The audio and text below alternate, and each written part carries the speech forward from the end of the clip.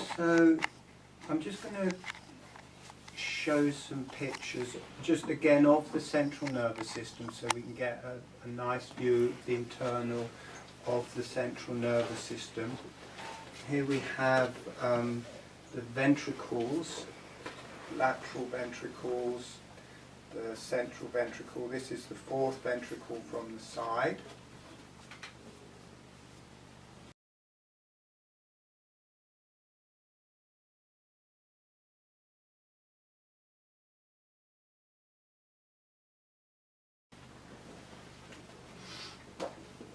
And then this is something you won't often see, and it's got the ventricle that runs down the spine.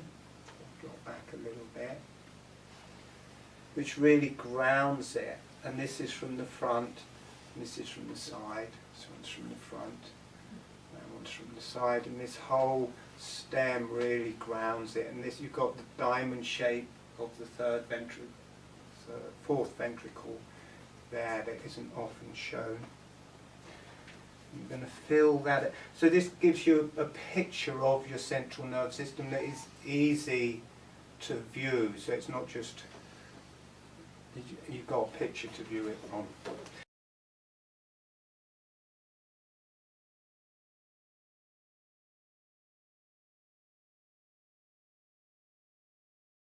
So this is it with some flesh on.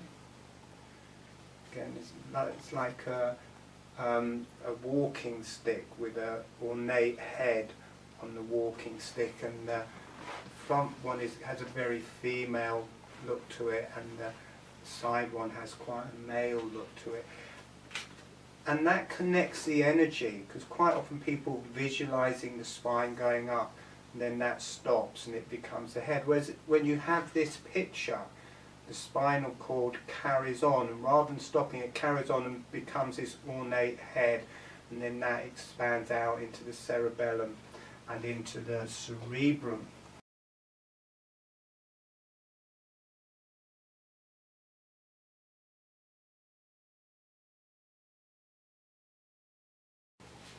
This is the one from the side view. You've got the lateral ventricles there, the third ventricle, the fourth ventricle, you've got the brain stem, the cerebellum, and then the spine. So you get this connection. So you've got something, rather than the energy stopping here and becoming something different, it's like a transformer. You've got the cerebellum here. It's a lot to do with the dream state, the cerebellum.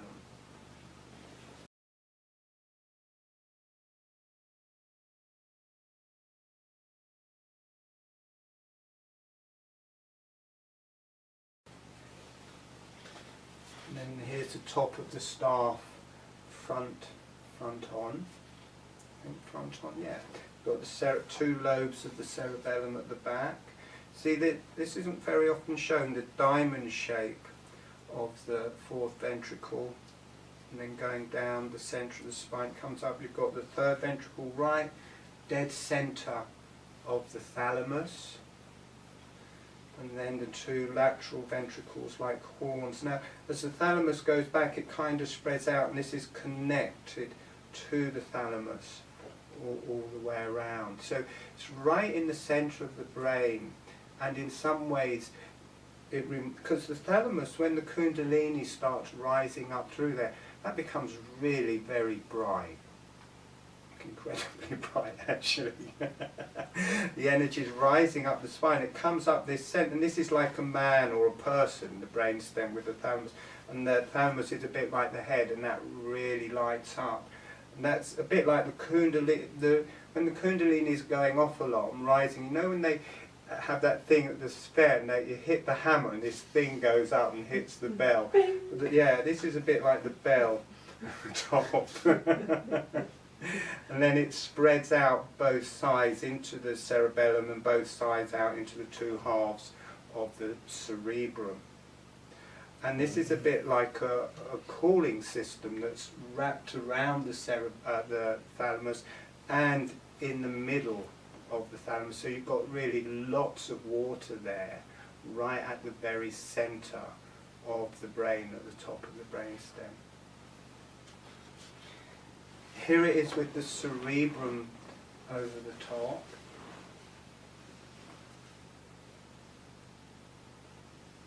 So it kind of gives you, you know, not three-dimensional, but almost a view of your own brain. I always think it's nice because it looks like a little bird in the middle, this bit here. To me anyway, it looks like a little bird. I thought it was going to be totally different. When I first drew that, I thought it was going to be weird, and I thought, wow, it looks like a bird.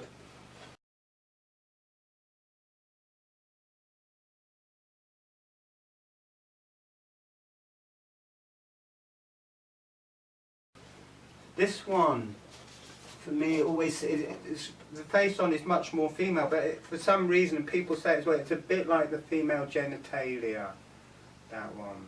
And it has that female quality, or a pregnant lady, or something like that in that. And this whole environment of this central area here of the ventricles, when you go into that, for me, it has that quality of creation to it. It's deep, still, quite dark for me, the actual ventricles, and it has that quality of creation where everything is born out of that nothingness that becomes manifest.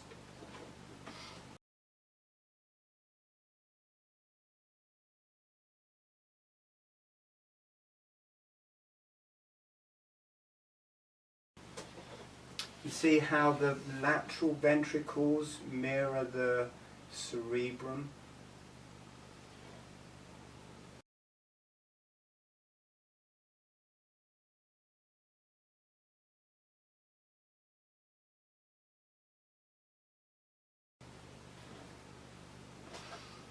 And the thalamus sits centrally in the cerebrum. It's on top of the brain stem, but it has this really nice center.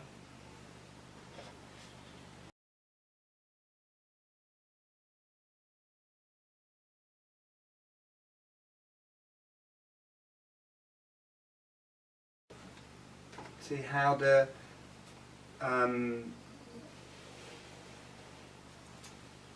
ventricles in the middle here, how they also mirror the urinary tract.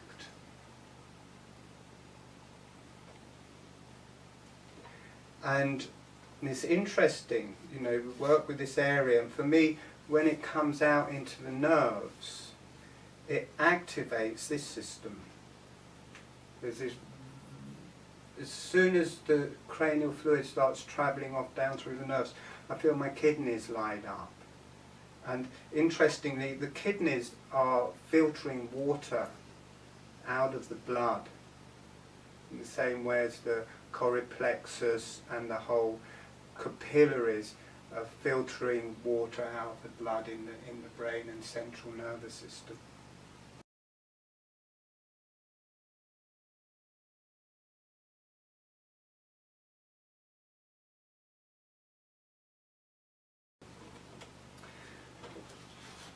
And here we have it where it's coming into the nerves. Got the brain, that's the cerebellum there, and you've got this cord down the middle inside the spinal cord, and then you've got all the nerves. And notice here at the bottom you've got these really long nerves coming out. The spinal cord doesn't come to the bottom of the spine, it stops about 2/3 of the way down in an adult, and then you've got these really long nerves all bathing in cranial fluid.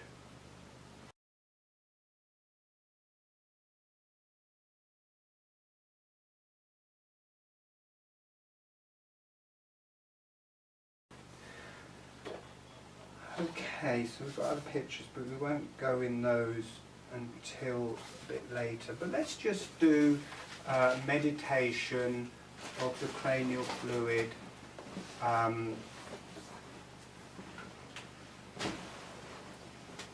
Yeah.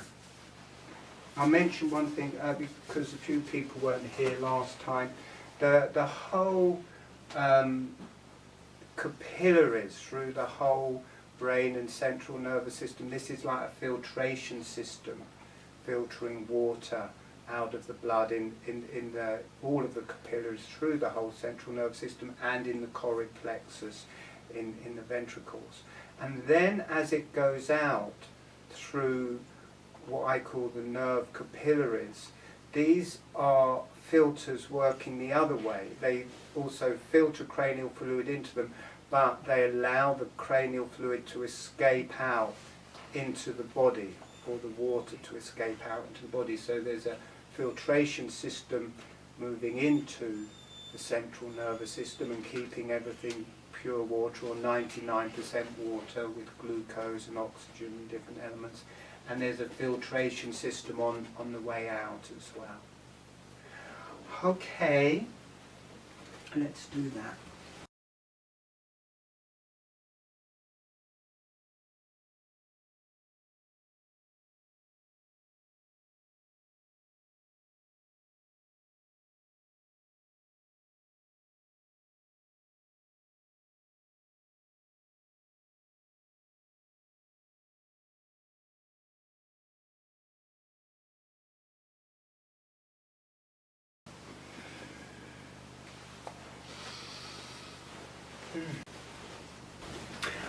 Okay, closing your eyes.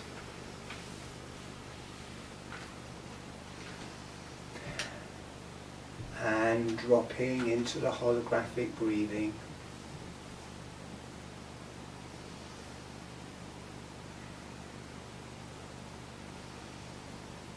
And sending a smile to the earth.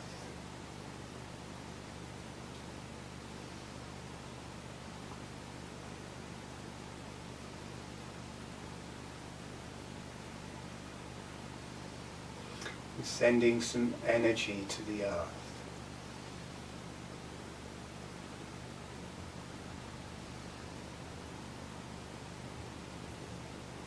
And allow the earth to say hello back. Allow yourself to receive from the earth.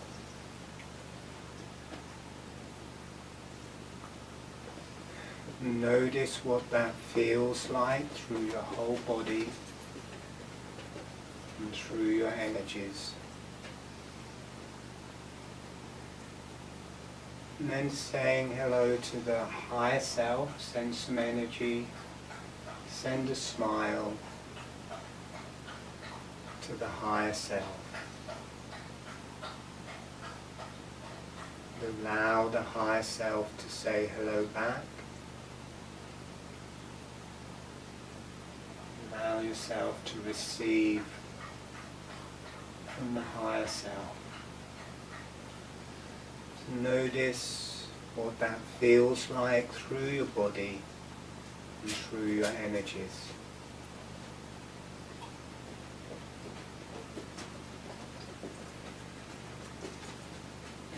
And asking the earth and the higher self to be with you through the whole session as a guide and as a resource. Gently doing the holographic breathing, being aware of the heart, being aware of the lungs.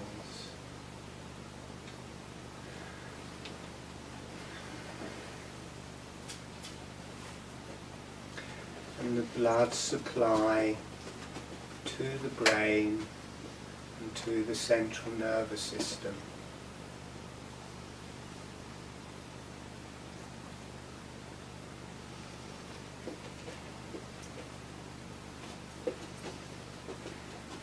And it comes into tiny little capillaries through the brain, through the whole central nervous system,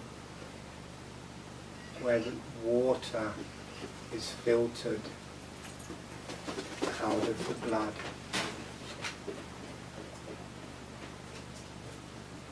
It's the cranial fluid, water, oxygen, glucose, minerals.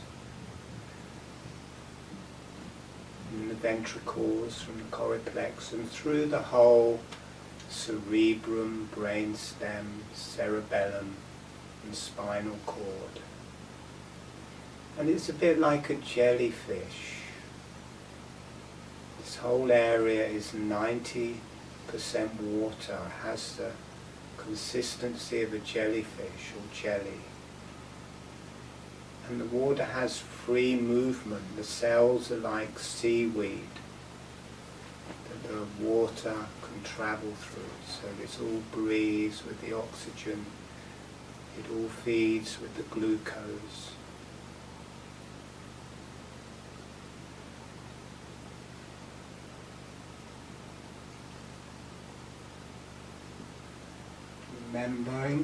Remembering to do the holographic breathing.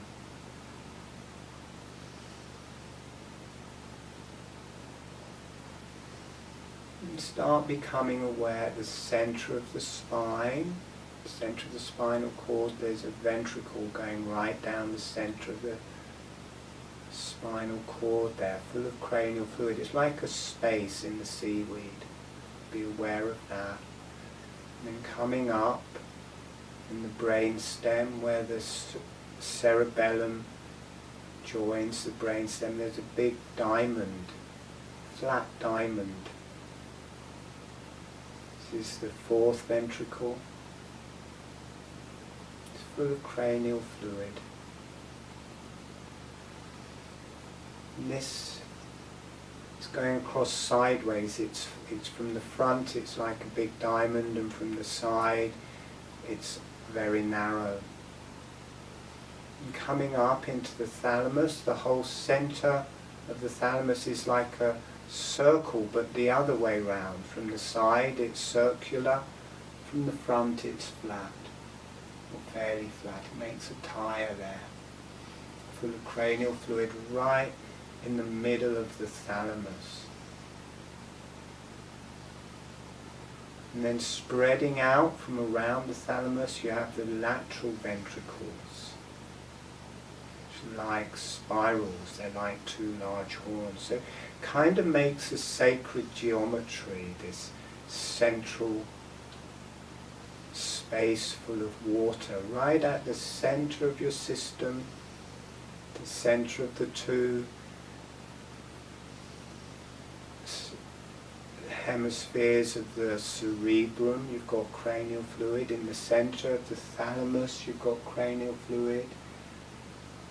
Down through the brain stem, joining onto the cerebellum, you've got cranial fluid in the center in the spine. And notice the quality when you sit in this area. And for me, there's a tranquility there. There's a depth there.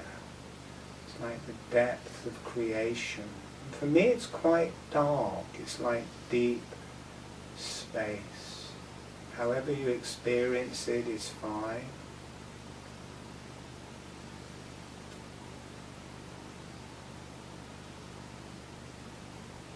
But for me, there's a quietness, there's a darkness, there's a depth to that.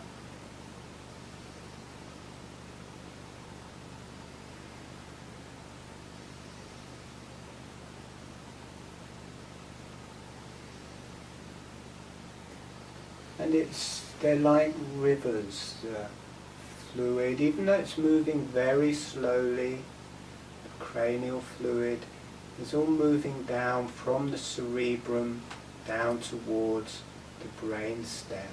And it can flow into the lateral ventricles where it's renewed, where the carbon dioxide is taken out and the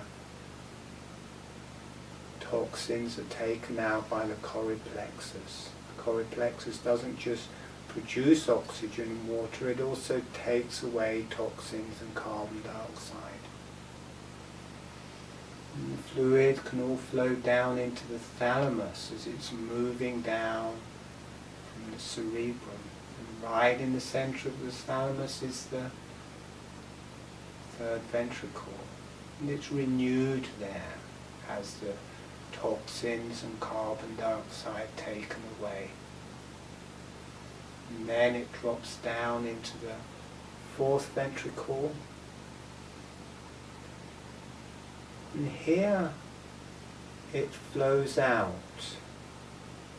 It can flow down and out through the cranial nerves. And the cranial nerves sit up against the fourth ventricle. You can feed them with cranial fluid and it flows off through the cranial nerves. Notice the quality as it flows down the cranial nerves. The quality changes. For me it becomes much brighter.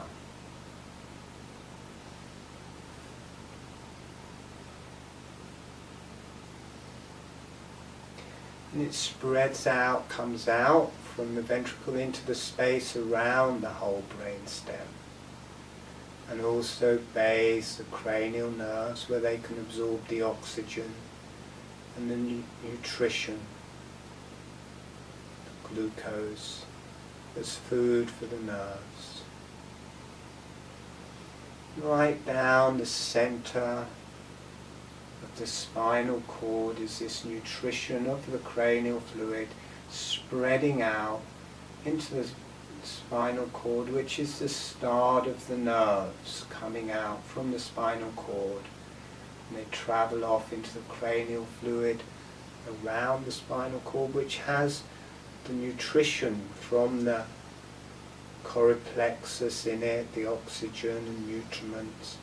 This feeds the nerves, especially the horse's tail at the bottom of the spine. These long nerves produces nutrition and travels off out through the nerve capillaries, out through the whole body, allowing it to travel down through these clusters of nerve capillaries. It heals the body. So this area, we're looking at the fluid.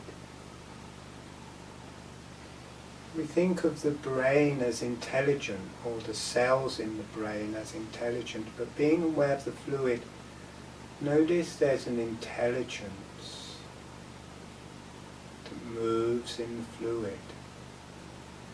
Intelligence might not be quite what we think it is.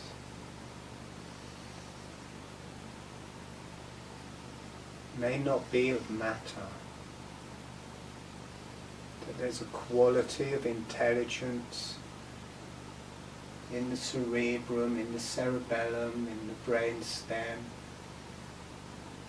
in the spinal cord, that moves through the waters, through the cranial fluid. There is an intelligence that moves through the cells, but there's an intelligence that just sits there. It's like part of our being and the connection to the beyond, whether the intelligence is part of us or whether it comes to us, or whether that is both.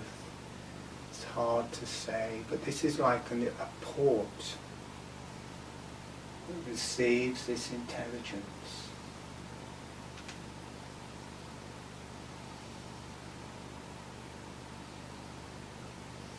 And these songs where they say the spirit in the water.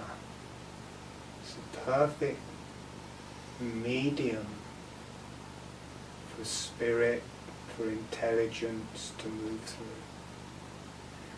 And it's like a transmitter and transformer. There's different levels of the quality of the intelligence in the cerebrum, quality of the intelligence in the brain stem, in the cerebellum. It's like there's this ancient, dreamlike, shamanistic quality to the intelligence there.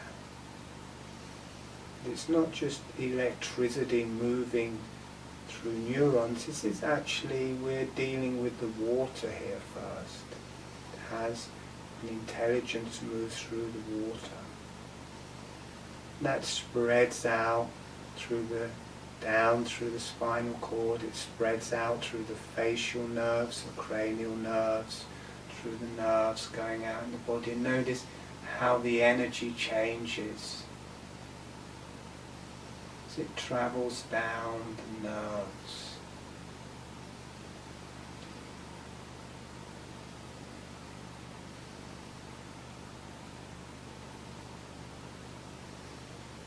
You remembering the holographic breathing.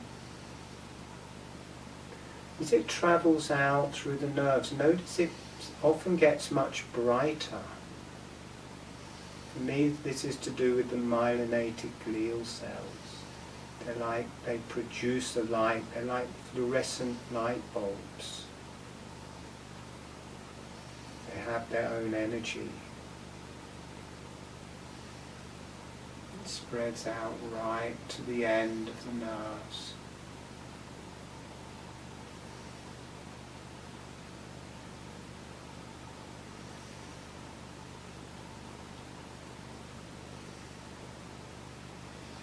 From here, from the sides of the nerve capillaries, the cranial fluid can come out.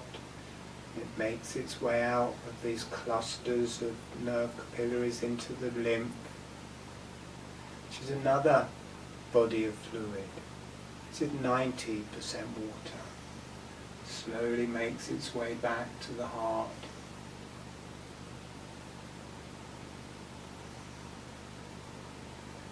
And the journey begins again. Notice in the heart the carbon dioxide, toxins, or a lot of toxins, come from the heart into the lungs. You let go of the carbon dioxide, take in oxygen. That oxygen goes with the blood to the whole central nervous system. And that's given into the cranial fluid.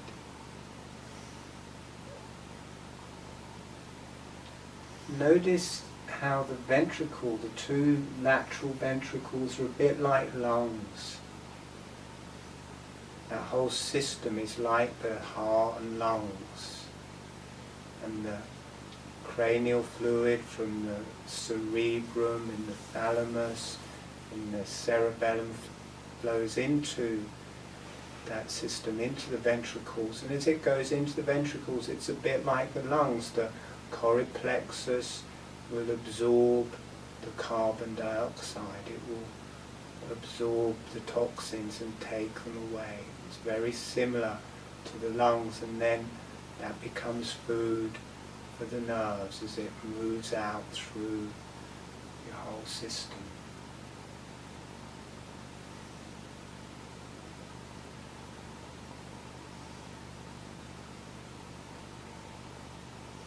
Okay, and when you feel ready, allowing yourself to come back.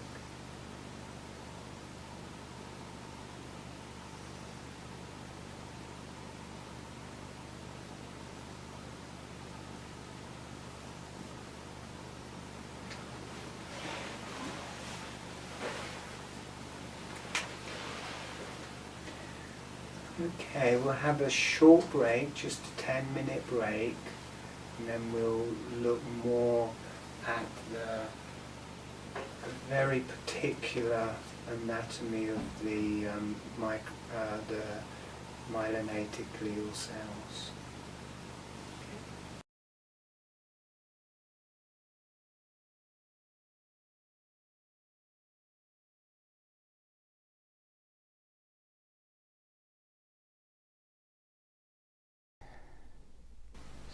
So in holographic breathing, there's a gentle motion of the jaw. Jaw opens on the in-breath, closes on the out-breath, and it's a small motion. And people find their own amount, and it varies over a period of time. But it's not big, maybe 3 or 4 millimeters, quarter of an inch, sometimes less. And on the same time as you're doing that, the lips are closed all of the time, and the upper surface of the tongue is on the roof of the mouth, and as much as feels comfortable. And quite often when people are learning, and a bit later, people are used to opening the jaw and the lips open at the same time. So the lips open, or they open the jaw and the tongue comes off the roof of the mouth. But there's an innate ability, probably from suckling, that the lips can stay sealed, not tense, in a relaxed way, that they can stay closed in a relaxed way and the jaw can move, and the tongue can have a relaxed and soft seal to the roof of the mouth as the jaw moves. I'll just demonstrate so people can see that it really is a very subtle movement of the jaw. So I'll just do just for a few moments. So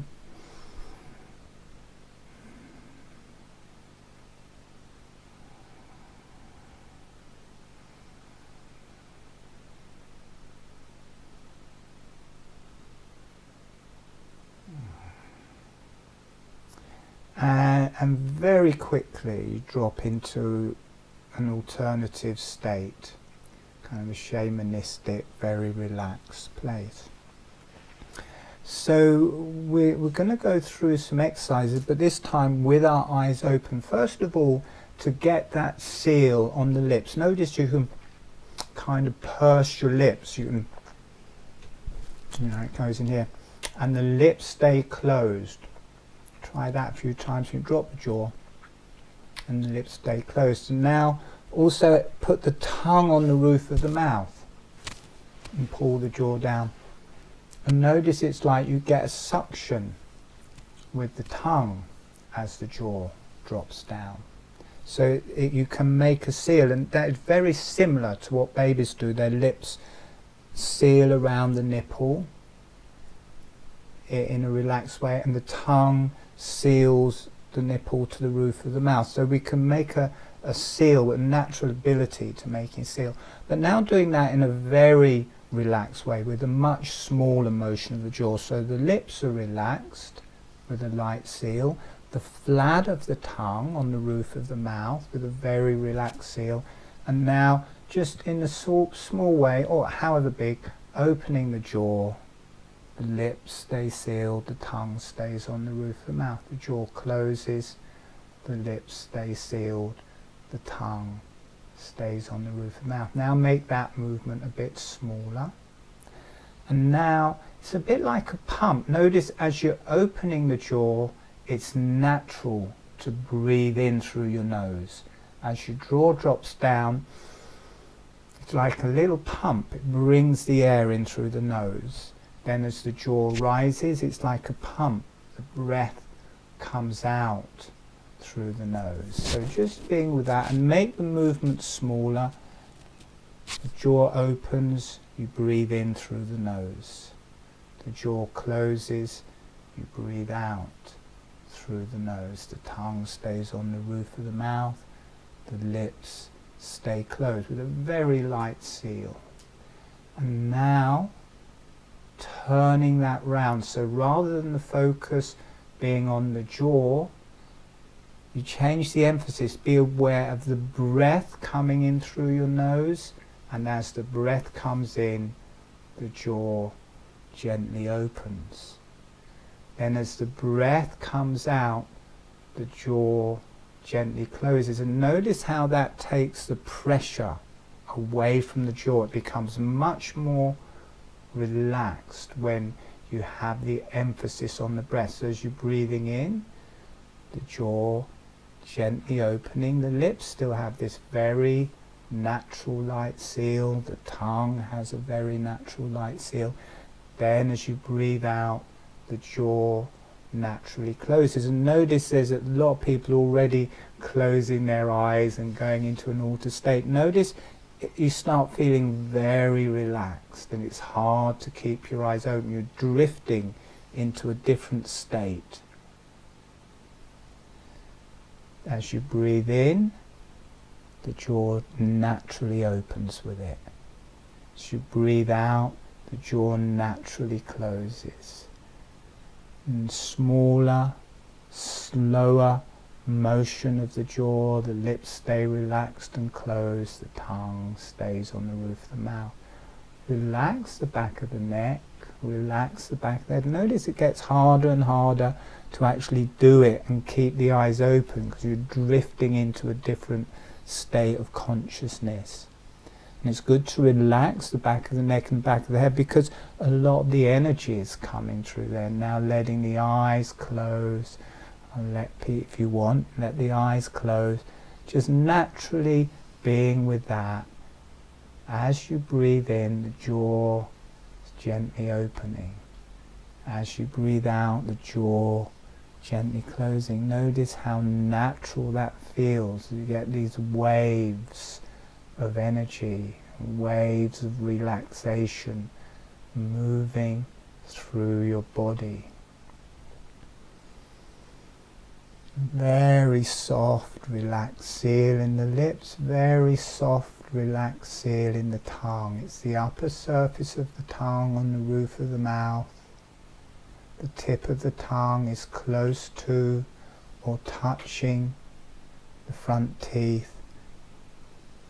Maybe half an inch or an inch of the tongue on the roof of the mouth. The more you do, the more of the tongue naturally starts covering the roof of the mouth. But to start off with, whatever feels most comfortable. Notice you go into this place that's halfway between being awake and being asleep. It's like the dream state. It's a very shamanistic space.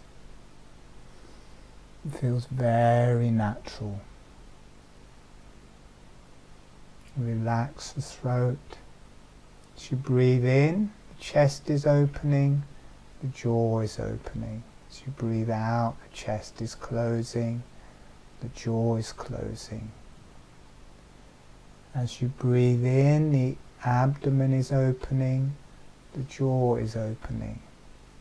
As you breathe out, the abdomen is closing, the jaw is closing. You may be able to feel it right down into the pelvis. So breathing in, the pelvis is opening, the jaw opening. As you breathe out, the pelvis closing, the jaw closing. But also notice in a very subtle way, the whole face has started to breathe. This gentle motion of the jaw connects through every cell, through every part of us, and it especially connects up through the face, through the brain, through the cranium, through the neck, through the throat, connects it to the rest of the body. And this whole area that wasn't really breathing so much before, in a very subtle way starts to open and close with the breath. And it's not a physical thing you're aiming for, it's very subtle. The more subtle you do it, the stronger, more profound the experience is. And as the jaw closes, it's okay for the teeth to touch, but they just float together. There's no pressure, they're not resting and pressing together. They may just bounce around, gently touching a tiny bit. Or the jaw can just be slightly separate as you breathe out.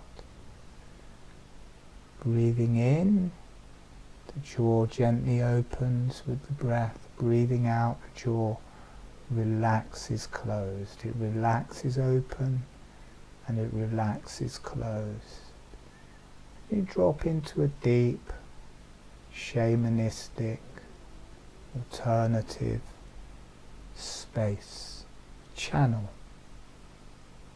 But it's your own channel, it's you, your energies, connecting with the earth, connecting with the higher self, which are reflections of you, very resourceful, very nutritious on all levels.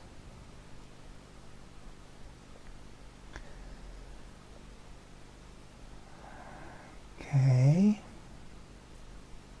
and gently allowing yourself to come back.